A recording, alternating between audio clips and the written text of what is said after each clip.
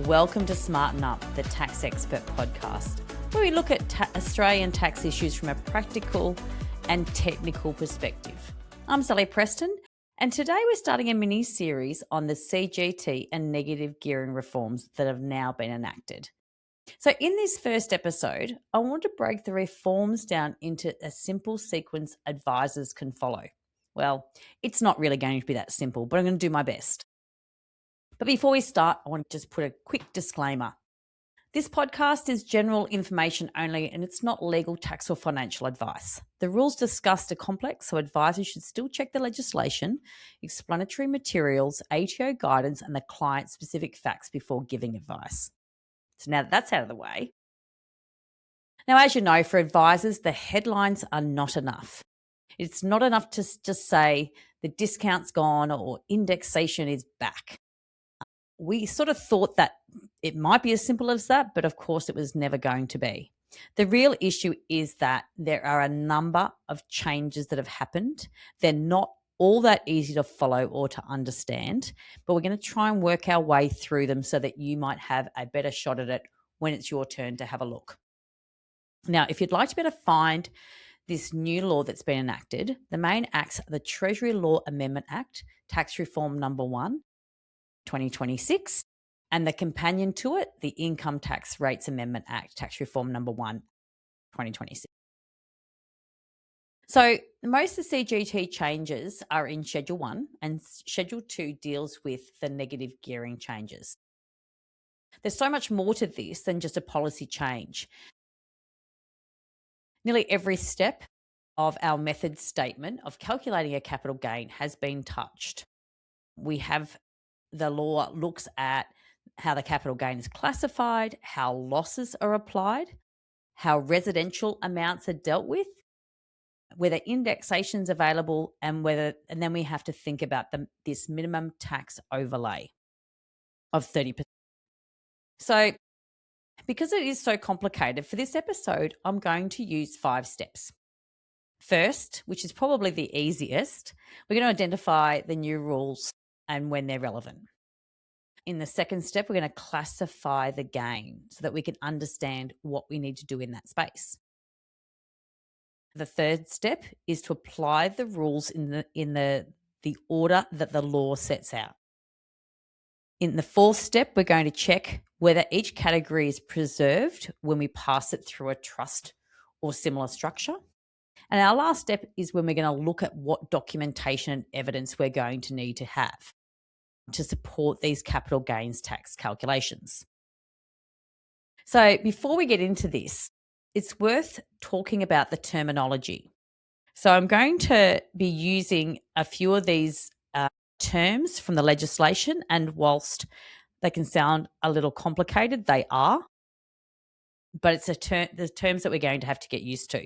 So we might as well introduce them early and give you a definition of them up front as best we can.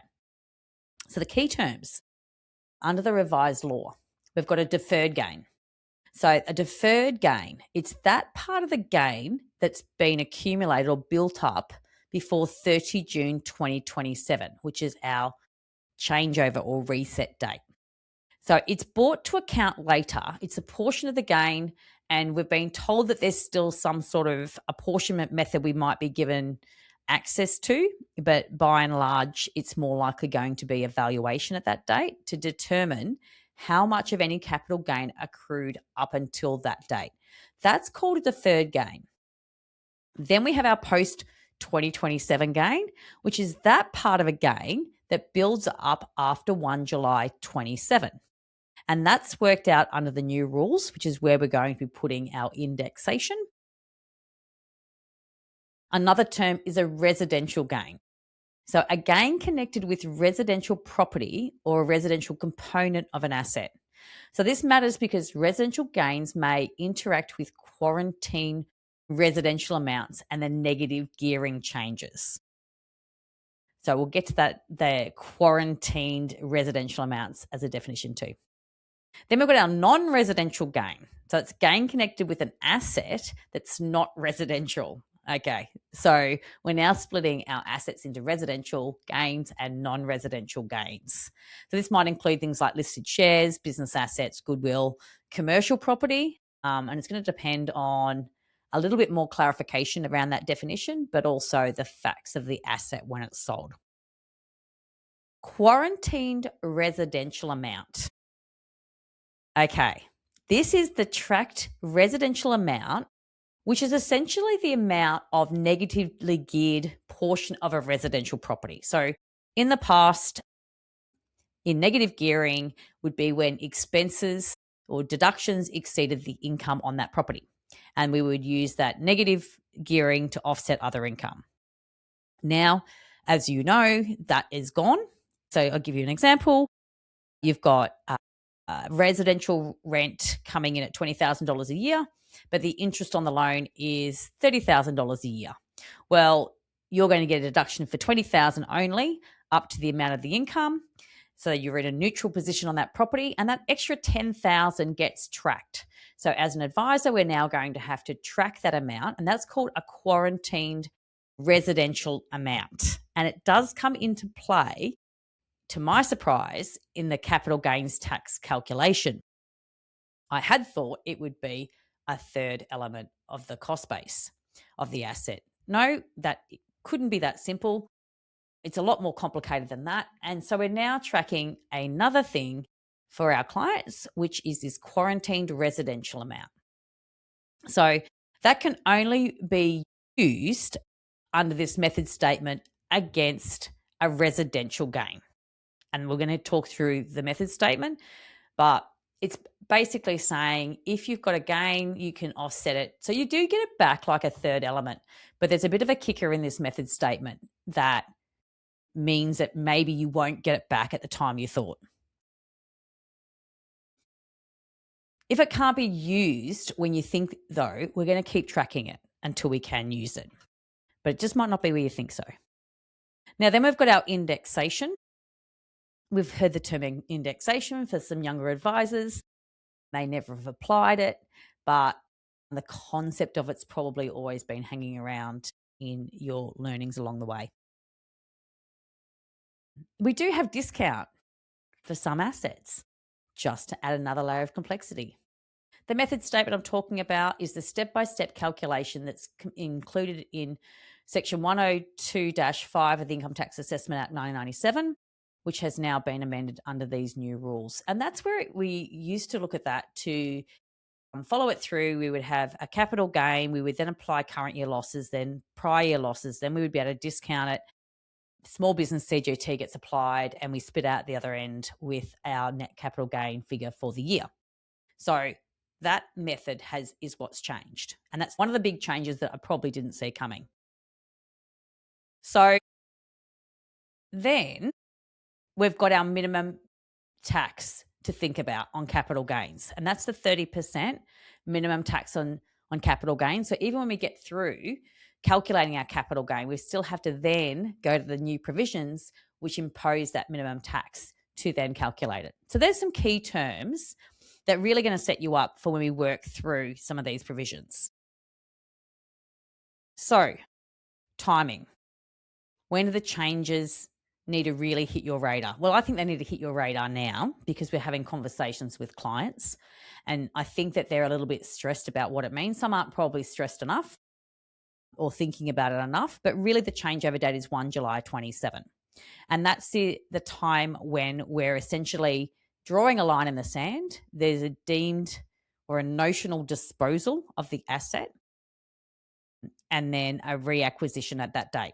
So we're really, which is why it's called a deferred amount, we're deferring that capital gain that we just calculated, carrying it forward until that asset is actually disposed of. So that's the key date. That's step one. Timing was the easy one. I said it was the easy step. Step two is the classification. Now, I've just been through those terms. So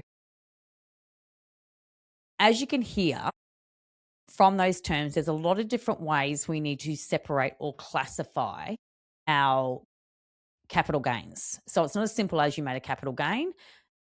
Now we have to go who, what, why? How is it going to be classified? So questions like, did the gain build up before 1 July 27? 2027? And if so, could the discount apply to that portion? How much of it was post that date? And can indexation apply to that portion? Was it residential or non-residential? So they're the classifications that we have to come up with. So that's the main shift. Our work papers we've previously used for capital gains get thrown out, and we're designing a new set. So to go through some of the legislation for the people that do want to go and actually read it, which I recommend that you do. Division 102 is our method statement.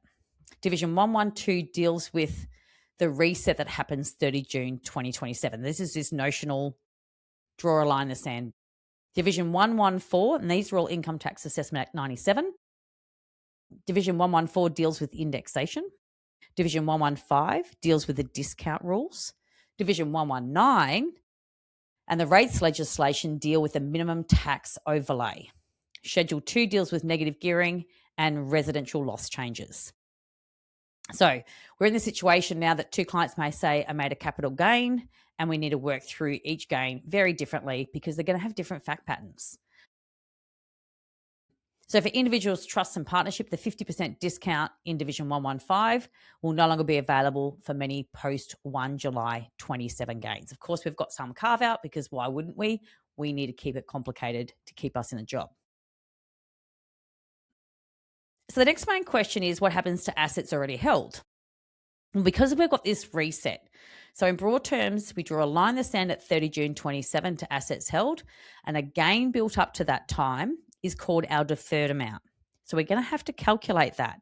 Now, if you've had a significant gain up to that date and you don't think the growth in the value of the asset is going to be linear, then you might really want to get that valued. We haven't got any guidance as yet on what that valuation method could be, whether it's simply we need to be employing valuers or whether there's going to be a little bit more leniency about valuation. If it means a lot to you or if it's worth a lot, a valuation is probably where you want to go. Otherwise, you'll have the opportunity to apply an alternate method, which we have not seen, which I'm assuming will be some form of days apportionment, but then I've been wrong about many things since the budget day. So the use of the word deferred is the built up gain up to that date, but brought to account later. So that's why we need to look past discounts gone, indexations in, because everything's changed. All right, our next step, other than that date, is to classify that gain. So what was it? We've got 4 buckets. Deferred, non-residential gains. Deferred, residential gains. Now think deferred being discount might be the easiest way. Pre-2027 gains is deferred. Non-residential and residential. Then we've got post that date, residential, non-residential. So rather than 1 capital gain, we've got 4. So if you get the capital gain to the wrong bucket, your calculation is going to go wrong. So that's the classification exercise we're going to be digging. And we always dig for capital gains because they're pretty important and usually a pretty large amount. But in some cases, the asset itself is going to be complicated, let alone this changeover date. Our step 3 is where it really gets into the nitty gritty. And that's where we have to apply the rules in the right order. So in the past, we would have a capital gain. We would apply current year capital losses. We would apply prior year capital losses. We would then discount. We would then apply small business CGT and then have a net capital gain. In that, we got to choose where we applied our capital losses. We applied them to a non-discount capital gain first because it simply meant less tax. And we got to choose that. And that was always nice. So preserve your discount, apply the losses so you get the maximum benefit of the losses against the gain that's not discountable, and off you go. We don't have that luxury anymore. There is no choice in this method statement. It's quite prescriptive. So first, identify the capital gains for the year and put them into the right categories. And that's before losses or concessions are applied. We need to put them into their buckets. So are they deferred or post gains? Are they residential or are they non-residential? And which element of each gain falls into where? Second, we then need to apply the current year losses in the order specified under the law. So you don't just choose the most favourable. Basically, the legislation tells us which ones have to be reduced first. And that's the same for our carry forward capital losses. So we don't get to optimise, we have to just do what we're told. I will tell you, it's going to hit your discounted gains first. So your discount portion of the gain, if you've got losses, could get soaked up very quickly and be a completely different calculation than if that wasn't the case. So when you get to the end of those 2 or 3 steps of applying losses, bucketing them, applying losses against the right categories, and come out the other side, you're then going to deal with quarantined residential amounts. Now remember, they're the negative gearing amounts you haven't been able to claim because of limitation on negative gearing now. And they've been accumulating. So if that $10,000 of interest wasn't deducted year on year and that kept accruing, and 5 years later, you've got $50,000. Now that's not indexed. Rude, but it's not. So that then can get applied, but only against residential gains. Now remember, we've got an order of applying losses. So it could be that if you do have a loss, you could have soaked up all your residential gains by that loss, even to the point that these carry forward quarantine residential amounts may not be able to be applied against the asset to which they're related. You may be carrying them forward until you get an opportunity to use them. Now, if you don't buy another asset of the same nature to make a residential gain, you're never going to get it. So that was a real shock. But you really need to be aware of that, and that's going to require a little bit of strategic thinking on behalf of your clients. And then you get to apply any discount if there's a discount gain left, and then you get to apply the indexation, assuming that that's the bulk of the gain that's remaining because we've used the discount amounts first against any losses. And that's the method statement. Then we've got our small business CGT concessions, and then the final test. You get through that method statement, and then you need to apply the minimum overlay of tax. So then you need to fast forward into the rules around the minimum 30% tax. So even if you've got a favorable result, you're going to get to the end of this and then have to turn a few pages or more to find that and apply those rules. So this method statement is a lot more than what we've ever seen. And I think that that's what the important part of this podcast episode I'd like you to take away is that we really need to be thinking if there's a choice in making a gain for clients, we really need to look at it in advance. And if you're a client out there listening, you really need to be communicating with your accountant and paying them for their brains and their wisdom about some timing of some gains. All right. Step 4. So say there is a gain in a trust. Now, if you think you've got all these different categories and then at the end of the year, you need to make a trust distribution. Otherwise, the trustee is going to pay tax at the top marginal rate. But if we think about just simply flowing a distribution out of a trust of a capital gain, we have streaming rules, but more importantly is we have a trust resolution as to where the distributions go. So we do have to think about what we're distributing, who to, and probably being a whole lot more specific in our trust resolutions about how the distribution is being made.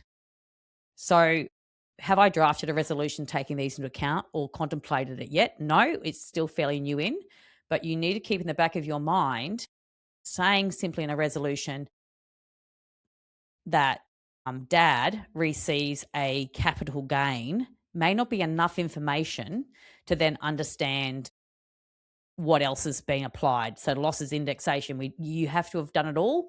And I suspect that we're going to be naming assets a lot more frequently in a capital gain so that we can understand what we've distributed and what it relates to. So let me give you a simple ordering example. So how these rules will work. Let's assume an individual sells listed shares and a residential rental property after 1 July 2027. Now, in an earlier year, but after 1 July 27, the same taxpayer had already disposed of another residential property. Now, this property was not eligible for negative gearing. So it left the taxpayer with some quarantined residential amounts. Now, remember, they are the amounts that couldn't be deducted because the negative gearing changes. But worse than that, the poor taxpayer made a capital loss when they sold it. So not only did they miss out on some negative gearing, they also made a capital loss. So assume that that's the case. We're carrying those forward. Now, we currently have the listed shares and a residential rental property to sell. So both have been held for more than 12 months. And so therefore, under the old CGT rules, they would have both been able to access a discount. Let's assume the share sale produces a $40,000 capital gain. The residential rental property produces $120,000 gain, but let's split that into two different periods. So let's say $70,000 of that gain was made pre 1 July 27. So it's in that discount period. And 50,000 was made after that time. So we're going to split our residential rental just to show how this method statement works. So, and we've still got from our earlier residential property disposal, we've got 30,000 in losses carry forward and a $20,000 of quarantined residential amounts. So if these new rules had not come in, we've got a best case that we're going to run through. So the taxpayer would have started up by adding up his capital gains. So if we had 120,000 on the residential rental, we didn't care. And we haven't cared about when it was made. It was a discounted gain. We had 40,000 on a discounted sale of shares. So we've got 160,000. But because we had carry forward losses, we had to apply those. So now our gain's gone from 160,000 down to 130,000. Now they're both able to access the discount. So we've got a capital gain remaining after we work through the original method statement of $65,000. Now we're going to ignore indexation. We're ignoring everything else, but that's a pretty simple current state of play. So under the new approach, we're going to have a different way that we simply apply those rules. So let's go through the method statement. Step one, we've got to keep the gains separate. So there's a $40,000, and we're going to assume the share sale was all post 2027 changes. And because they're shares, it's a non-residential gain. So that's going to sit in one bucket. It's a post and it's a non-residential. We've then got of our property, we've got part of it being residential, and I'll call it the deferred residential gain, which is the language used. But let's think of it as the discount portion, the portion eligible for discount. Then we've got 50,000 after that time that's not eligible for discount. So we've got that into two different things. So we've put them in our buckets. That's the first thing we've got to do. Then we've got to apply our losses. Now we've made no losses this year. So that's okay.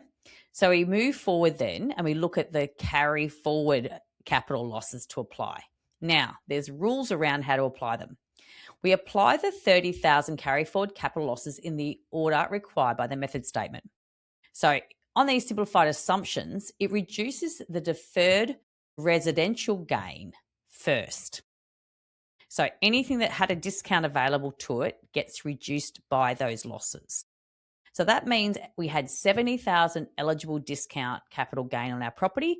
We've got to reduce it by the losses, which was 30,000. So now we've only got 40,000 left of that gain. It's good that we got to use our losses, but it's not in the most optimal way. We get a chance to see if we can apply our quarantined residential amounts. Now, our quarantined residential amounts are our non-deductible portion of our negative gearing amount. So we're not negative gearing. It's our rental property deductions we couldn't take. So then they get to be applied, but it has to be applied to only reduce a residential gain. So first we have to attach it to our deferred, our discount, residential gain. Now we had $20,000 of those. So that's going to reduce that from $40,000 to $20,000. So now our discount gain has been reduced even further. And anything that we couldn't use in those residential would just keep getting carried forward, but we could use them. So then the remaining Deferred residential gain in the discount portion, which is not much left, is added up. And then we've got to add our gain on our sale of shares, which is not being reduced by losses, not being reduced by that quarantined residential amount. So we've got our original 40,000, we've got our post law change gain on our property, which is still completely intact of 50,000, and we've only got 10,000 left of our discounted portion of that property. So overall, our net capital gain has been reduced down to 100,000. So if we compare this to where we came from under the old rules, it's quite a big difference. So under the old rules, the best case scenario when we went through the old method statement was we would have a net capital gain of 65,000. But under these ordering rules and the way that we apply the discounting and how we have to apply the losses, we're left with a net capital gain of 100,000. And so it's nothing to do with the change in the underlying assets, same asset, different tax laws and the different methods that we have to use. Now, it's going to be more complicated when the assets that we're applying these rules to are not as simple as listed shares and are not as simple as residential property. Because remember, the CGT method statement applies to every capital gain. And you can make a capital gain not just from disposing of an asset, but from doing a lot of other things. And so I haven't turned my mind in detail as to what this pre-law change and post-law change means in some other scenarios, but I suspect we're going to end up with a really bad result, or a result that we can't actually get the answer to by the way this law is drafted. And so stay tuned. I suspect that we're going to have to get a lot more guidance, because I think when we get to work through the provisions, there's going to be a lot of issues with this changeover date and the way this is phrased. That's the big impact of calculating a capital gain under the new rules. So the final step I wanted to talk about, which is step 5, which is building the evidence and reviewing the documentation you've got. So this is your file that you need to keep. And this is where the calculation and keeping the documentation around it is going to be increased. So asset registers for any of the assets that your clients hold are going to need to be a bit more thorough. We've always looked at acquisition date, but we're going to need to think about the different categories of asset.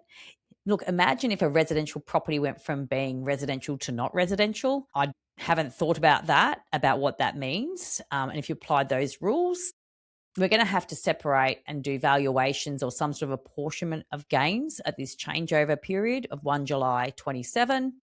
So what we're going to need to do is have some comprehensive work papers, some substantiation for valuations used. We have not got guidance yet on whether we're going to be following the original guidance on valuations, whether we're going to have some sort of concessional ability to value things. But we're also going to need to really model out what every capital gain is, or really document how it's been applied. So if we think back to the step on looking at trusts, well, it's going to be more complicated. So if we're passing a gain, or a trust makes a gain, then we are going to have to really have rigorous documents for our resolutions, for our distributions. So the documentation is not getting less for your accountants and lawyers. It's going to be more. And as you know, in other matters that we're facing with compliance activity from the ATO, it's all about the documentation, the substantiation. So you really need to think about that. But I want to do a quick recap before we wrap up this session, because the next one we're going to delve into a different area of these reforms. So let's think about where we've been. We've talked about the timing. Does the CGT event happen before or after 1 July 27? So was the asset held at this sort of reset date? Number 2, we talked about classification. So blowing our minds about having one gain now turning into being classified into 4 potential buckets. Then we've got the ordering, which is the method statement, and that is super complicated. Then you've got to think about, if it's in a trust, how that distribution is going to occur, what your wording is, what your trust deed says.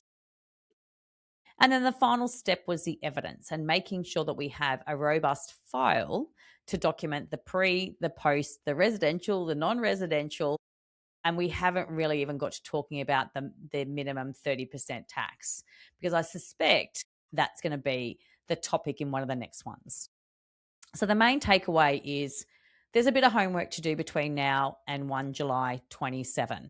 So if you remember nothing else from this episode, remember this: do not start with one capital gain and work through the method statement like we used to do. What we need to do is really look at what happened, what it is, get the information from the client, and then work through the methodology.